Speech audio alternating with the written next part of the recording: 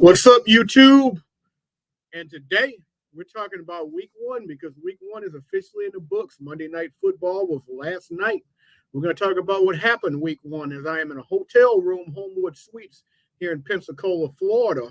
I will be at the Dolphins-Bills game Thursday night, and I'll be on a cruise Friday. So expect some good content from that Dolphins-Bills game. I can't wait for that. Fins up. But it's not a Dolphins YouTube channel. It's a sports YouTube channel. So love the Dolphins, but we're going to talk everybody right here. So let's get it started right now. Share the screen out. We're going to talk about this wild week one. All right, folks, just making sure that screen is there. That wild week one, I'll quickly get through the first two games because I've already talked about them. Pittsburgh, I don't know why I said Pittsburgh, Kansas City, big win over Baltimore, a game Isaiah Likely caught a touchdown, apparent touchdown at the end, and John Harbaugh is ready to go for the win, the two-point conversion. But if you betted on that game and you took Kansas City, I'm sure you were very happy that that touchdown didn't happen, as Isaiah Likely's his toe was like this much over the line, and Kansas City came out with the dub 27-20. Philadelphia came out with the win against the Packers 34-29 Friday night in Brazil. The big story from that game, Jordan Love is out. He got injured. That injury is 4 to 6 weeks before we see Jordan Love back out there. It's going to be interesting to see what the Packers look like without Jordan Love. They're going to start Malik Willis as of right now, and he didn't do too great in Tennessee. So we'll see if the Packers can weather the storm. If Love misses, say, 5 games, if they can go 2-3 and be 2-4 at that point, I think they'll probably sign up for that because Jordan Love comes back for their sake. They can get hot, finish 8-3, go 10-7.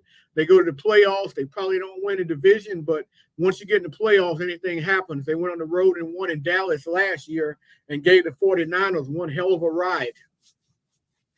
All right, so now we're going to look at the Pittsburgh Steelers pulling out an 18-10 victory over the Atlanta Falcons. Kirk Cousins' debut after the leg injury. Cousins came back looking bad. 3 turnovers, 2 picks, and a fumble. Cousins is a good quarterback. We all know that. He doesn't turn the ball over a lot, so I don't think this is going to continue. The Steelers, on the other hand, 6 field goals from Chris Boswell. They got to get the ball in the end zone. And from what I understand, the game this week against Denver, Russell Wilson's coming along, but Justin Fields will continue to start. And I know Russell Wilson desperately wants to play in that game against his old team, the Broncos and Sean Payton. But going to start the game again is Justin Fields. Ugly win, but you know what? That's a Steelers-type win. 6 field goals, 18-10, gritty. Mike Tomlin, get the dub. Buffalo won a wild game against the Arizona Cardinals, 34-28, a game in which the Cardinals came out hot. They came out spitting. They led that game. I believe they led it 17-0, if I'm not mistaken. And I know they at least led it 14-0. They came out hot. Buffalo, Josh Allen, Superman, put on the cape, 232 yards in the air, a couple touchdowns, and then he ran for scores as well. It's I said this all this time in the off season. So many of my friends as Dolphin fans, Josh Allen, they don't have anyone to throw to. They're going to win 6 games. Who's he going to throw the ball to? They're going to struggle so bad. Josh Allen is Josh Allen. Josh Allen is great. He can win games by himself. Yes, he can lose games by himself too on mistakes, but he's the second best quarterback in the league behind Patrick Mahomes by far.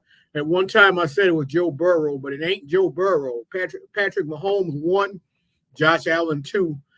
Bills come out with the victory 34-28. Kyler Murray looked good. At least he started off looking good in that game. Chicago Bears 24-17 over the Tennessee Titans, a game in which I tell you, it was an ugly game for Caleb Williams. A bad debut, but he got bailed out by the defense and bailed out by Will Levis, throwing one of the worst interceptions I've ever seen in my life.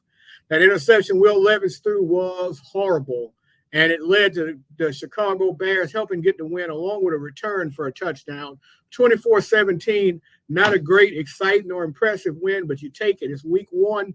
They're on the road. Well, they're at home, but it's week one. Beginning of the Caleb Williams era, come out with a W. The upset of the day, the New England Patriots under Gerard Mayo. Jacoby Brissett was not spectacular by any means, but they got the job done as Joe Burrow looked like crap. 164 yards, did not look great. He missed a lot of the season last year, majority of it injured. Didn't look great in his first game. And the Patriots 16-10, the defense saved the day. Cincinnati, they're known to start slow, but oh my God. Cincinnati, you killed me in my eliminator. You killed everyone in their eliminator. Over 30% of the people picked Cincinnati as their team and their survivor eliminator, whatever you call it. I call it eliminator, but some people say survivor pools. But yeah, they killed over 30-something% of the people in my survivor pool and over 30% of the people in the ESPN one. So yeah, you hurt a lot of people, Cincinnati. You really did by dropping this game. We all pretty much think the Patriots are going to be one of the worst teams in the league, but Gerard Mayo's got them off to a good start. If they can be competitive here, get the young guy in at quarterback in a little bit, if they can weather the storm and they can win 6 games, I think it'll be a nice season. Next, you're looking at the Houston Texans winning one of the most exciting games of the day, 29-27 against a good Indianapolis team. C.J. Stroud, 234 yards, 2 touchdowns. Joe Mixon stepping in, story of the game, coming in from Cincinnati fresh. The Bengals wish they had him Sunday. 159 yards on 30 carries and a touchdown to lead the way. Anthony Richardson threw a rocket arm touchdown. Like, that guy's got some arm on him. He's got to dial back some of the things he does a little bit with accuracy. But, man, that guy's got an arm on him. He threw a rocket arm touchdown that went almost 70 yards in the air in that game. That game was a really good one, 29-17. Diggs also caught a touchdown in his first game with the Houston Texans coming in from Buffalo. This next game, as a Dolphin fan, this is just survival. 52-yard field goal at the end by Jason Sanders. Thank you, Jason Sanders. He made 2 field goals after he shanked one from 42 yards earlier. This is a game Jacksonville had in hand, 17-7. Travis Etienne's about to go in the end zone and go up 24-7, and for all intent and purposes, put the Dolphins away in Miami Gardens, and Javon Holland comes along with the big strip, punches the ball out. Dolphins recover it in the end zone. Kader Kohou does, and on the very next play, the cheetah, Tyreek Hill, he's got him! 80 yards from Tua Tagovailoa, who led the league in passing for the second year in a row in week 1. He led the league in passing for the season last year and in week 1. He threw for 338 and a touchdown, 80 yards to Tyreek Hill. Of course, the big story from this game, too, is that before the game got started, Tyreek Hill got handcuffed and detained by the cops for a speeding ticket and not having his seatbelt on. It was a ridiculous situation. If you've seen the body cam video, I'm not going to get big into it. Tyreek probably could have handled it a little bit better from his perspective, but this was all on the cops, though. It was just completely unnecessary, the way they treated that man. I might make a video later on to talk about it, but the way they handled Tyreek Hill, that cop should be ashamed of himself. And then some of the other ones in there, it was like 4 cops on one. It was ridiculous. But I might make a video about that later. This is not about that. Dolphins survived. Good comeback win. Trevor Lawrence looked great in the first half, didn't look great in the second half. Dolphins looked like garbage in the first half for the most part. Defense pitched a shutout in the second half, played really well. The blowout of the day, my home team, the New Orleans Who Dat Nation Saints, 47-10 against Bryce Young and the Carolina Panthers. Panthers look like they're headed for another 2-win season, and Bryce Young looks like he's not NFL ready. The dude looked lost out there. He looked so bad. And the Saints and Derek Carr was efficient. Not a lot of empty yards, only 200 yards, 3 touchdowns. Saints dominate 47-10. Only problem I got here is I got Chris Olave in 2 fantasy leagues, and he had 2 catches for 11 yards. Come on, guys. Do better at getting the ball to Olave. Saints looked impressive, 47-10. They got the Cowboys coming up in Dallas in Big D, or Big Arlington, I should say. That's going to be a game to see if the Saints are going to be a really good team this year, or if that game was just an aberration or just playing the Carolina Panthers. We'll find out. We'll get to Dallas in a couple games. Next, we're going to talk about the Vikings 28-6 against the New York Giants. Don't know why I picked the New York Giants and Danny Dimes. Not seeing a lot of dimes out of him, but I tell you what, Sam Darnold looked really good early. Man, he was on top of his game early. I think he was like 14 out of 15 at one time. Had a couple touchdowns here. Andrew Van Ginkel, my guy, former Dolphin, great pick six in this game off of Danny Dimes right at the line of scrimmage. Great play, read his eyes, read that play so well. 28-6, dominant win. It's going to be a long season for the Vikings. For the Giants, a good start for the Vikings. The Chargers beat the Raiders 22-10. Not the most exciting game here. Pretty pedestrian numbers across the board. J.K. Dobbins had 135 yards on the ground. Little more than pedestrian there. And a touchdown. As Jim Harbaugh said after the game, J.K. all day. J.K. used to play for his brother John Harbaugh in Baltimore. So keeping J.K. in the family. 22-10 Chargers. Nice win for them. Nice start to the season in L.A. in what basically probably was a road game, because if you've ever been to L.A., they like the Raiders out there in L.A. more than the Chargers. So I bet the Raiders had 65 to 70% of the fans. Next on the docket, Seahawks 26, Broncos 20. It was not a good start for Bo Nix. He really struggled, had a couple interceptions, and one of them was really horrific. Geno Smith got the job done, 171 yards, a touchdown, an interception. And then you had Kenneth Walker III. He had 103 yards and a score. Tyler Lockett, 6 catches, 77 yards. Nice victory for Seattle. Good way to start off the season at home against a Bronco team that fought hard for Sean Payton all day. They got 2 safeties. Not often in a football game do you find 2 safeties. So Broncos, they fought hard, but yeah, Bo Nix, not a memorable first start, but I think Bo's going to be just fine. He completed so many passes for so fewer yards. Next, those Dallas Cowboys, they put it on the Cleveland Browns.